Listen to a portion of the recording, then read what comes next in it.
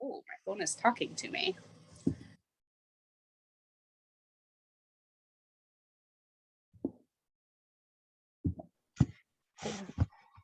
We're going and you're looking great and we're ready anytime you are.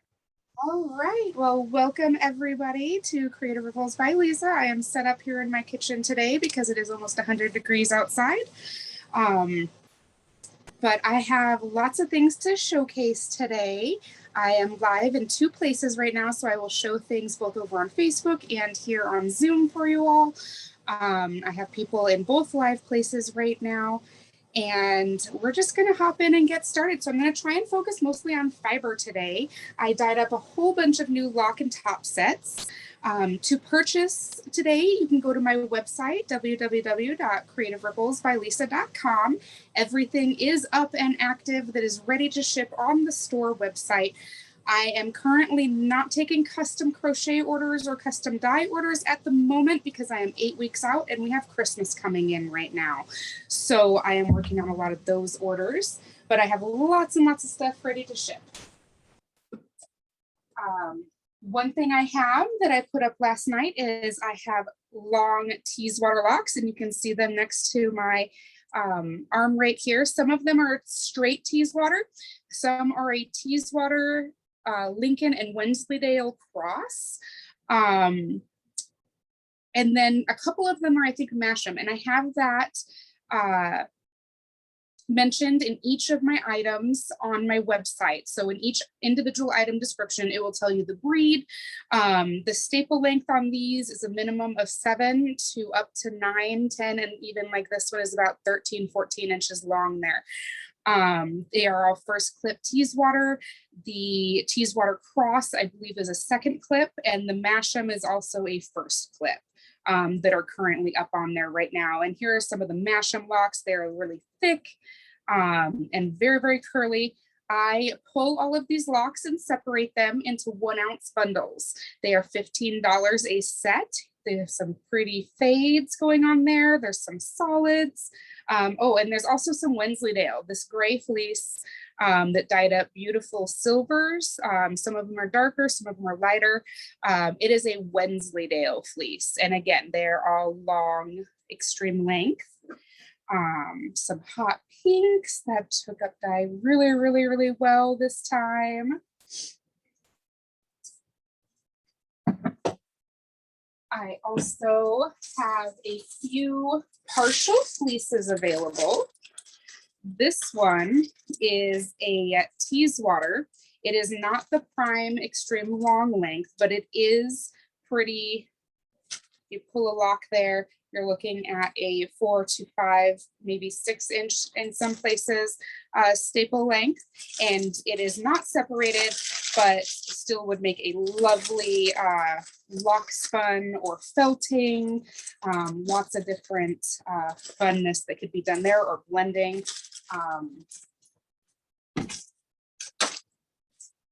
That same fleece I separated, and we have an intact piece here that is green.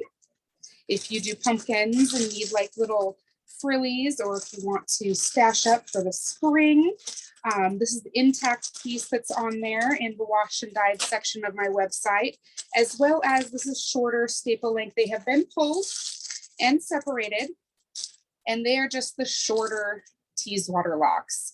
Not the super long 7, 9, and 13 inch locks, but they are still pretty substantial and make great fun uses.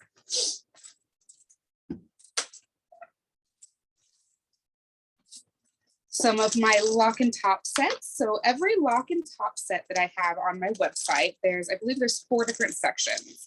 And it's kind of based on what the base for the comb top is.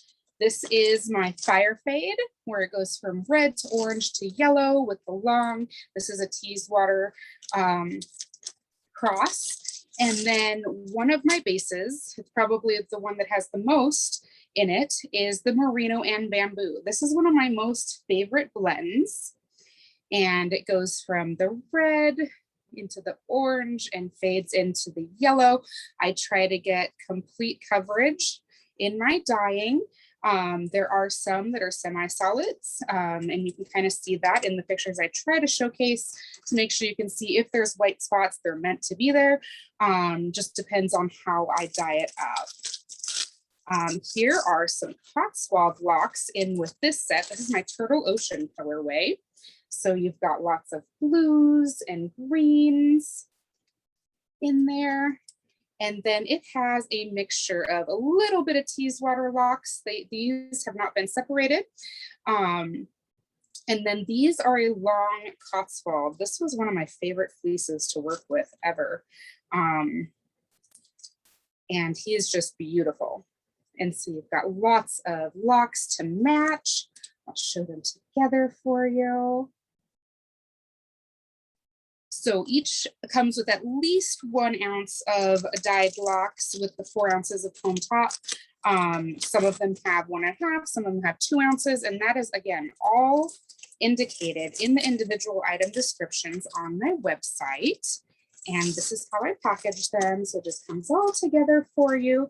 And on the card, it does have the fiber content of the top and the locks for you. This is one of my favorite colorways, is rainbows. So rainbows are very, very special in my family. And this is my neon rainbow colorway. It's very, very fun. Ooh, very bright. I like color, I like texture, and I love the effect of how that bamboo just comes across there. I don't dye cellulose fibers. I only dye protein fibers. So I like how you have that contrast in there, and I dye up the wool and it stays all shiny and everything. And if anybody has any questions, please type them in or feel free to ask.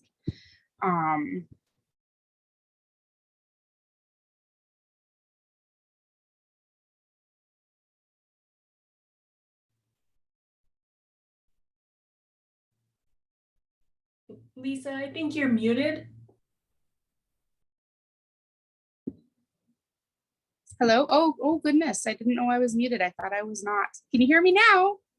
It was just for a minute or two, but now you're good. Oh, okay. So what was the last thing you guys heard?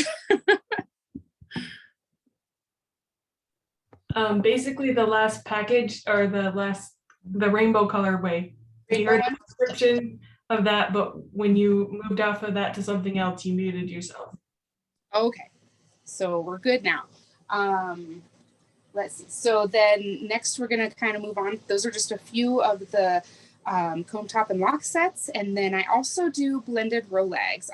The blending board is my favorite fiber tool aside from crocheting and spinning. I have 2 different kinds of Rolags that I do. I do my luxury sets. And this is all that I have left for this year. I won't be making my luxury sets with my Angora rabbit wool until the springtime, because now I've transitioned into spinning it all up for Angora lined items, which I will showcase on the 2nd of October for you guys. But this is luxury number 10, and these again are on my website. For instance, this has 80% alpaca Tessa silk blend, 10% Surrey silk, not Sari silk, it's Surrey silk, and chestnut French Angora rabbit wool. So my chestnut is Tickles. She is one of my upcoming brood does.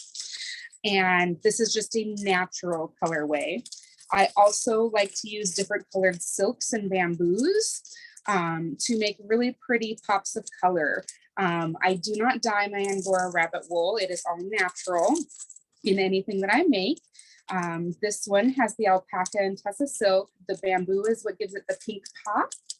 And the peduncle silk and black satin Angora rabbit wool. So this one comes from Magic and or Jewels are my 2 does that are satin Angora. So I have just a few sets left that are up on my website, and then there won't be any new ones made until this spring.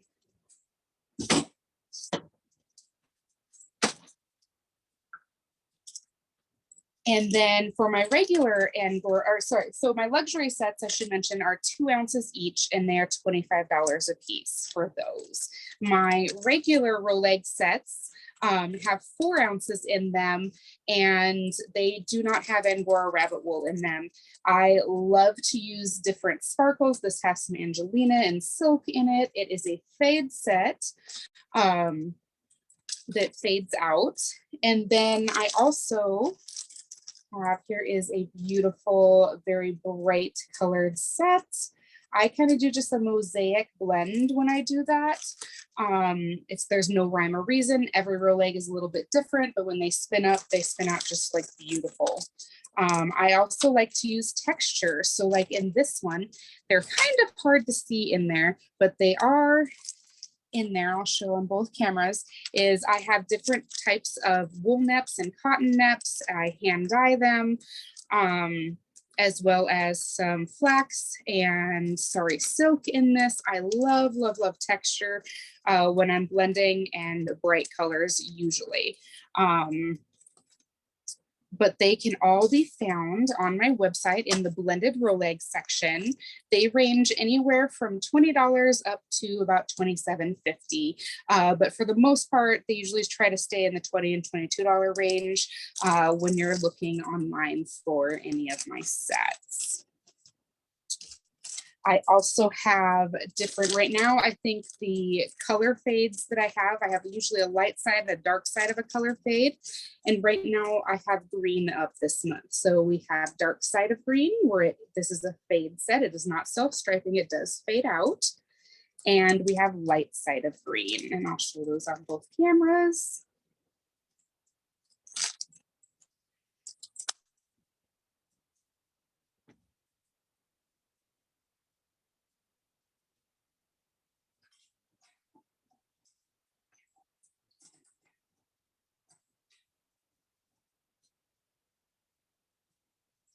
I am also a hand spinner. So on my website, you'll find in the art yarn section and an eyelash section.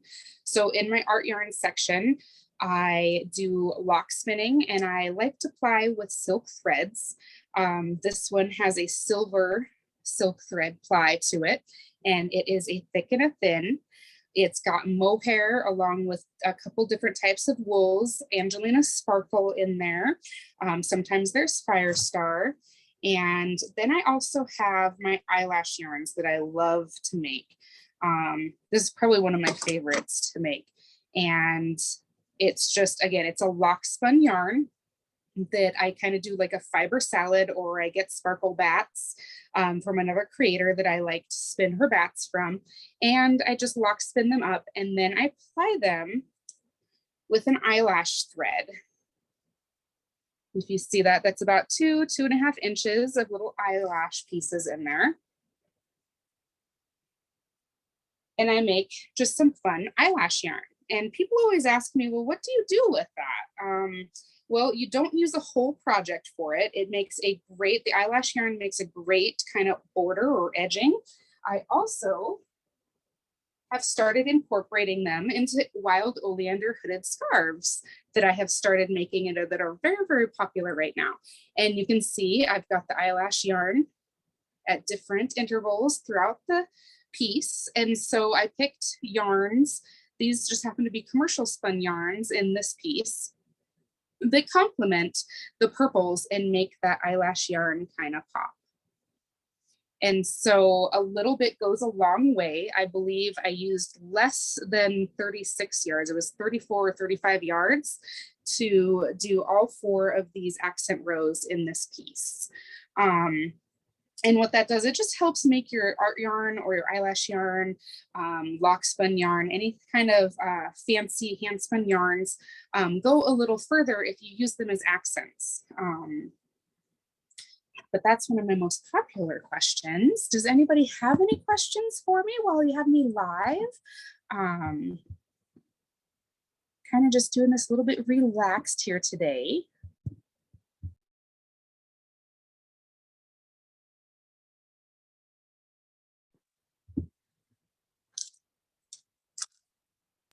Describe your process of making a new colorway. And actually, A new colorway. So I have dozens of different comb tops and locks and fleeces in stock at any given point. And I kind of just go to I have a couple different areas here in my house that they're stored in. And I just kind of look, and I have one of those eye for colors where I'm like, oh, I think this would look good together. I actually can get my blending board. I have it right over here, and I have a set I'm working on, and I can kind of show you guys a little bit of kind of my process of how I do it, because it is different. I don't sit at a table or a counter and use my blending board. It actually goes on my lap, and I do it kind of a different way than what you typically see, I think, for the most part.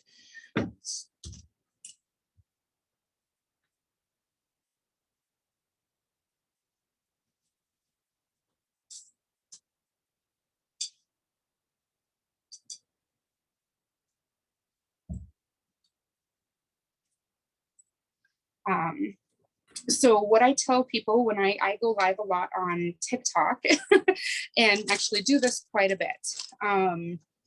And what I do is I have 4-ounce bundles. So I'll just like shove whatever color comb tops I want in here. I'll measure it out to the 4 ounces. I'll add add-ins. I think in here I have bamboo and sari silk. And this is one of my mosaic kind of ways that I blend comb top and put add-ins in. And I kind of just put them in little pieces that are manageable. And again, I sit on my couch, I put my blending board sideways on my lap. I do have a neck issue, so this motion at a table or at a counter does not work well for me. I actually hated my blending board when I first got it, and now it is my most used fiber art tool. So I always tell people, if you're just starting out blending, whatever works for you. And I kind of just randomly put the base on here, which in this case happens to be black. And then I want to get whatever my add-ins are on the outside. In this case, it is the sari silk. And I want them to show through, because whatever you put down in your first layer of your blending board is what is going to show on the outside. Now, I do have surprise legs that I do from time to time where I put a thick, heavy layer of whatever the base wool is on the bottom, and then I pack full on top in the upper layers of the blending board, different fun things. So when you're spinning them out, it's like a surprise. It, of course, will be listed on the fiber content cards, but you won't know what it looks like till it is out there. I don't think I have any of those up right now. It's been a little while since I've done those, but that is another way you can do it. And I just put them, I make sure just to cover the whole blending board. I'm putting the blue and purple bamboo on here. And then you get your brush that you have, and that comes with a Brother blending board, which is the type of blending board that I use as a Brother from Brother Drum Carter. They're based out of Oregon. I actually became a distributor for them this year. So if you're new to blending and you would like a blending board, send me a message and I will help get that set up for you. But you kind of pack it down, and then I put another heavy layer of the black on here before I put the rest of my add-ins in there, just to make sure I'm getting full coverage on the board, and then it's going to be even. I put about 1 ounce on my blending board at a time, because that's just how I like to do it. I like my row legs to be pretty similar and of the same weight, and especially if I have self-striping row legs or row legs that are in a fade set, so that when you spin them out, it's more consistent.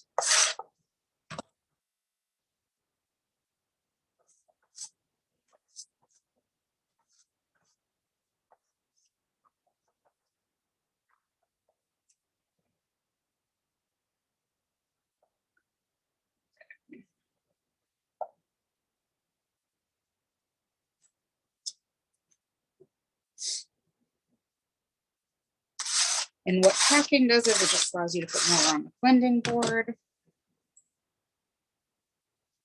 The little stand does swivel, so you can have to adjust it from time to time.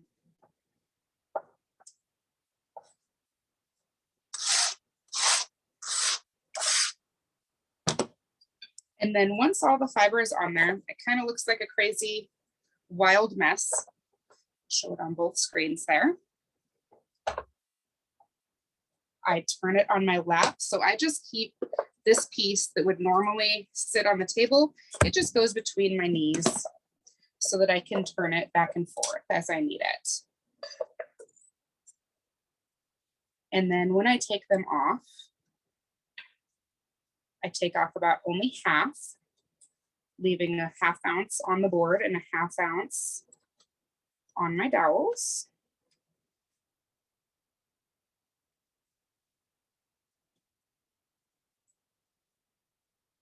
And you end up with a really fun blended rolag.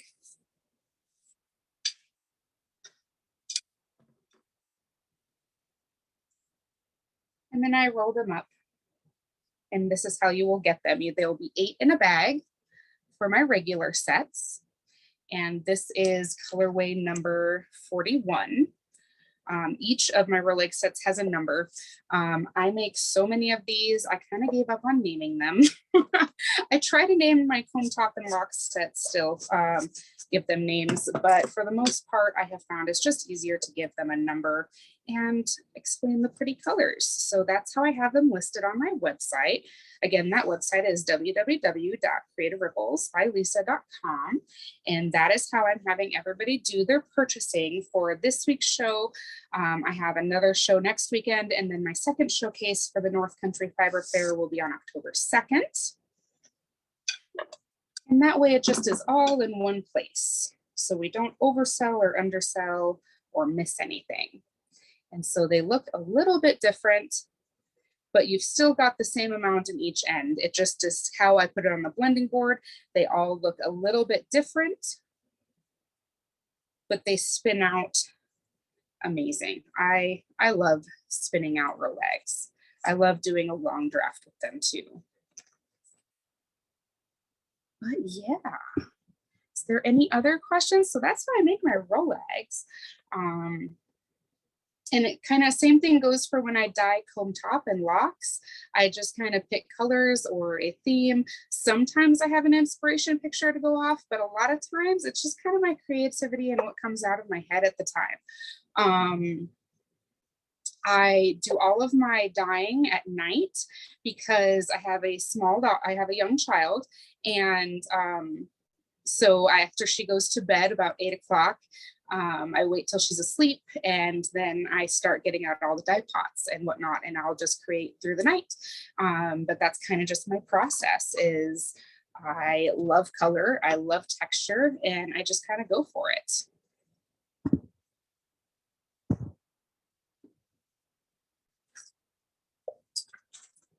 See.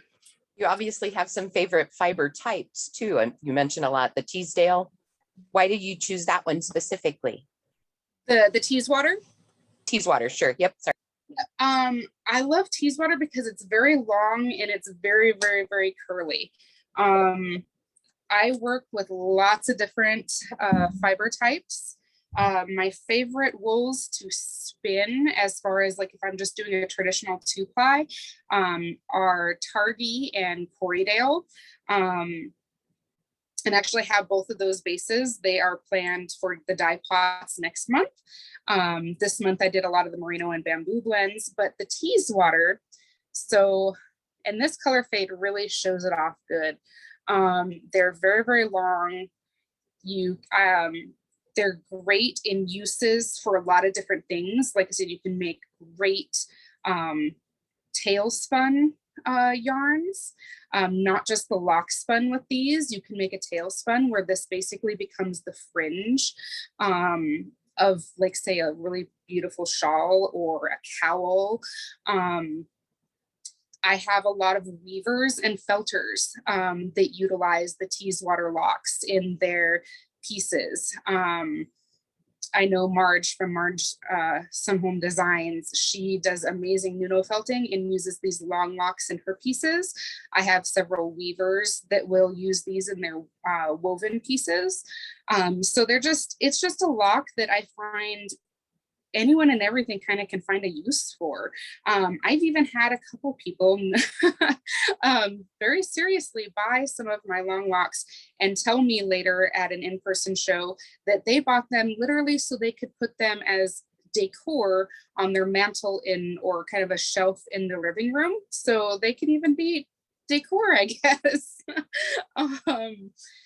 But I love dyeing tease wire locks because they look great as a solid. You can do fades with them because of their length, but and they're very shiny.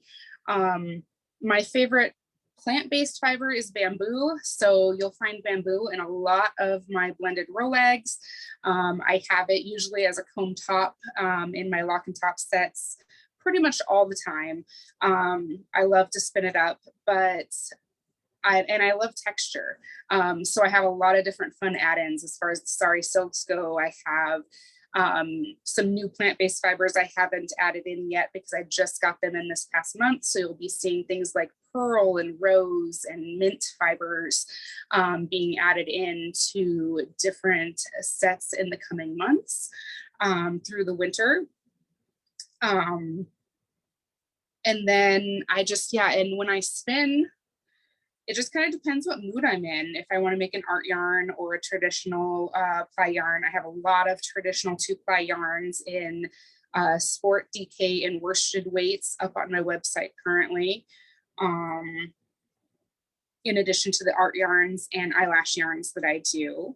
So I kind of do a little bit of everything, but for the most part, I learned how to crochet when I was 10 years old. So a little bit about me. And I am a self-taught fiber artist and hand spinner. I am pretty new to the game in the grand scheme of things, I guess you could say, as I only started raising my Angora rabbits for their wool 3 years ago. And I got my first spinning wheel that following spring. So it's been a little over 2.5 years that I have been spinning. I did not have the opportunity to go to a fiber circle or a guild because I live in the middle of nowhere pretty much. The closest, I think, spinning guild is like a little over an hour away one way, and so it just wasn't feasible. And so I used a lot of YouTube.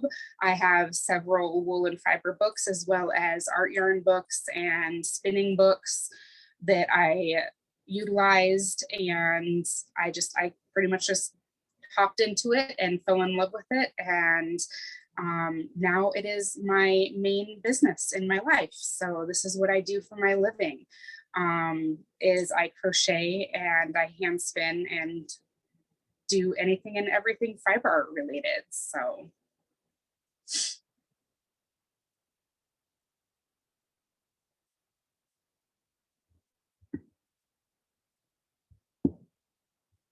Super. Thank you, Lisa.